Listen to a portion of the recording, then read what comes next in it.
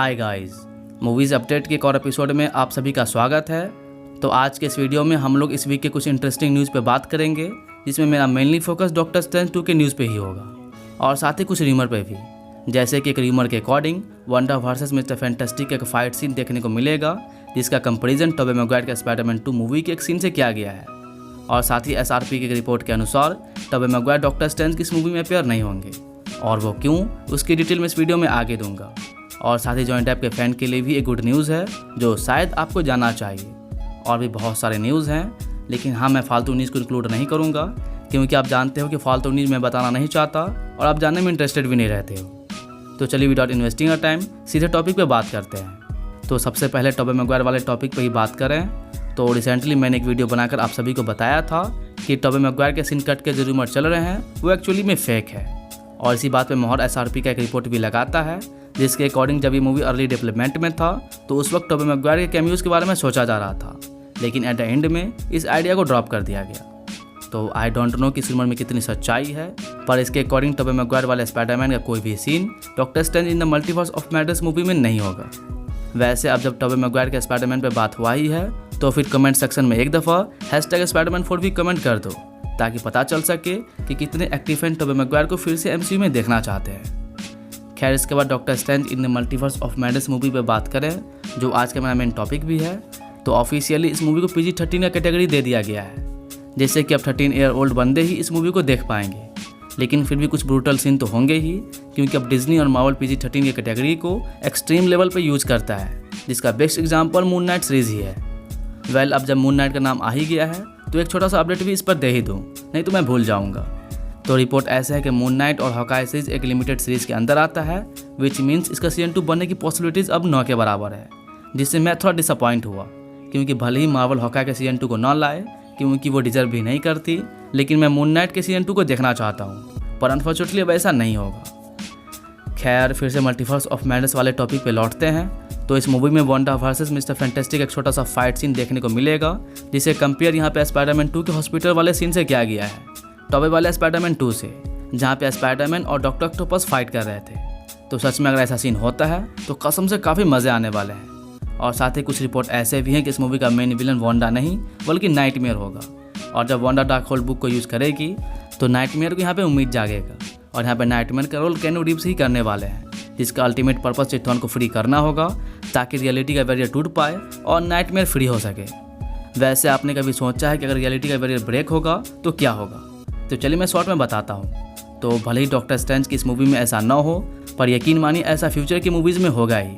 और जब रियलिटी के बैरियर टूटता है तो कोई भी रियलिटी के विलन या फिर हीरो फ्यूचर से पास्ट, पास्ट से फ्यूचर और एक रियलिटी से दूसरी रियलिटी में ट्रेवल करता रहता है ऑटोमेटिक। जैसे कि स्पाइडरमैन नो वे होम में विलन्स आ रहे थे, वैसे ही विलन्स या फिर हीरो अलग अलग टाइम से अलग अलग यूनिवर्स में ट्रेवल करते रहते हैं, और इवन इंसान भी।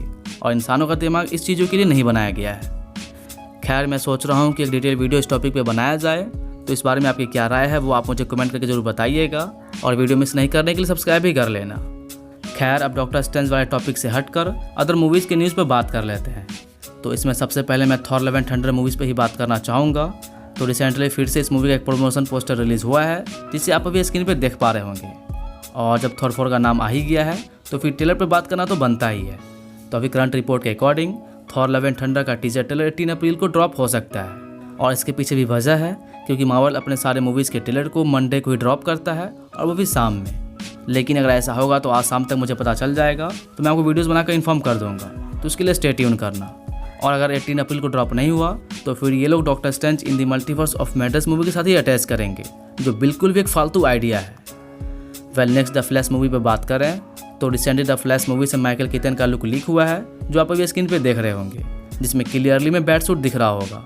और दूसरी तरफ अपनी कैप्टन मार्वल वाली actress Brie Larson officially Fast and Furious 10 के कास्ट को ज्वाइन कर चुकी हैं, लेकिन उसमें उनका रोल क्या होगा, मतलब विलन का होगा या फिर सपोर्टिव एक्ट्रेस का, वो अभी रिवील नहीं हुआ है। और साथ ही मीरा के कैरेक्टर से रिलेटेड भी न्यूज़ आया है। तो एज यू नो कि अभी एक कमेंट 2 डेवलपमेंट चल रहा है, जिसे पुराने वाले कास्ट को फिर से बुलाया जा रहा है, लेकिन due to legal issue WB वाले मीरा के रोल करने वाली एक्ट्रेस एम्बर हर्ट को कास्ट नहीं किए हैं। जी हाँ, आई थिंक ये गुड न्यूज़ है जॉनी डेप को फॉलो करने वाले लोगों के लिए, क्योंकि जैसे जॉनी डेप से उनका ग्रिंडेलवाल्ड का रोल छीन लिया गया, वैसे ही शायद एम्बर हर्ट से भी उनका रोल छीना जा सकता है, क्योंकि WB वाले कोई भी इशू नहीं चाहते। और इसी वजह से उन्होंने जॉनी डेप को फैंटास्टिक बीस्ट फ्रेंचाइजी से निकाल दिया, जिसका खामियाजा वो लोग भुगत भी रहे हैं, क्योंकि fantastic beast the secret of Dumbledore का रिव्यू ऑलमोस्ट ख़राब है और लोग मैट्स मिकल्सन के कैरेक्टर से कनेक्ट नहीं कर पा रहे। और इसका असर इसके बॉक्स ऑफिस कलेक्शन पे भी हुआ है, जिसमें अभी इसका अर्निंग $77 मिलियन है, जो आई थिंक $500 मिलियन तक सिमट के रह जाएगा, क्योंकि बहुत सारे देशों में अप्रैल को ही रिलीज़ हुई थी, जिससे कि अब तक इसका कलेक्शन 100 से $200 मिलियन के बीच रहना चाहिए। लेकिन रिजल्ट तो आपके सामने है और शायद इसी वजह से WB वाले नेक्स्ट पार्ट को बनाना नहीं चाहते। जी हाँ, फैंटास्टिक बीस्ट पे टोटल 5 मूवी बनना था, लेकिन the secret of Dumbledore movie की कलेक्शन की वजह से शायद न बने, क्योंकि WB वाले अब तक इसे ग्रीन लाइट नहीं दिए हैं। खैर, एम्बर हर्ड को भी शायद कीमत चुकाना पड़ सकता है, तो लेट्स सी कि अब आगे क्या होता है।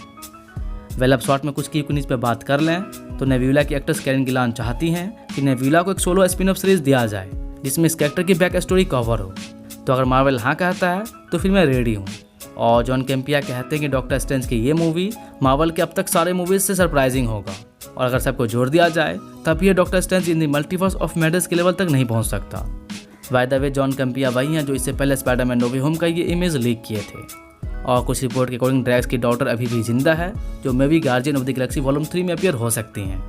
और फिर इसके बाद बॉक्स ऑफिस रिपोर्ट पर बात कर लेते हैं। तो मॉर्बियस एक बिग फ्लॉप मूवी होने जा रही है, क्योंकि इसका बजट $83 मिलियन के आसपास था और अर्निंग सिर्फ $131 मिलियन, जिससे स्टूडियो को तो लॉस नहीं हुआ पर ज़्यादा प्रॉफिट भी नहीं हुआ।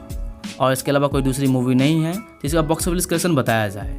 और अगर अभी आप कोई मूवी देखने के बारे में सोच रहे हो तो फिर हॉलीवुड में कोई ऐसी मूवी तो नहीं है जो लेटेस्ट हो और अभी थिएटर्स में लगी हो।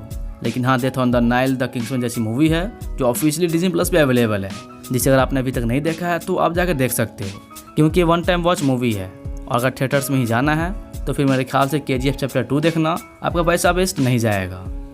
और इसके बाद भी बहुत सारे न्यूज़ हैं जिसे मैं छोड़ रहा हूँ, क्योंकि फालतू न्यूज़ नहीं आप जाना चाहते हो और नहीं मैं बताना चाहता हूँ। तो अब इस वीडियो को यहीं पे एंड करता हूँ और उम्मीद करता हूँ कि आपको ये वीडियो अच्छा लगा होगा। तो अगर अच्छा लगा होगा तो लाइक करना और ऐसी वीडियोस देखने के लिए सब्सक्राइब भी कर लेना।